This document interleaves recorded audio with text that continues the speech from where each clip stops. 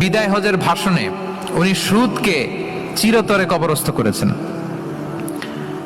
সুদকে চিরতরে কবরস্থ করেছেন, এবং এটা অন্যের জন্য না, নিজের ঘর দিয়ে শুরু করেছেন।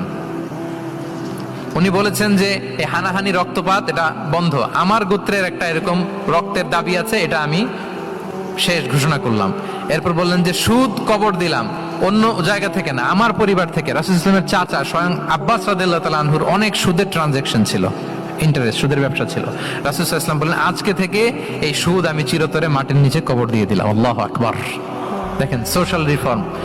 তাহলে পরিবর্তন করতে হলে আগে নিজের ঘর থেকে, আগে থেকে নাকি ওই ফ্যামিলি থেকে? হ্যাঁ, আমাদের মধ্যে যেটা হয়, আমরা ওয়াজ নসিহত বা ভালো কথা শুনলেই এটাকে ধরে নিই যে এটা ওর জন্য, ওর জন্য, মানে প্রত্যেকটা ওয়াজই যে আমার জন্য হইতে পারে, প্রত্যেকটা নসিহতের যে প্রাইম অডিয়েন্স আমি হইতে পারি, এইটা আমাদের মাথায় কেন যেন আসে না।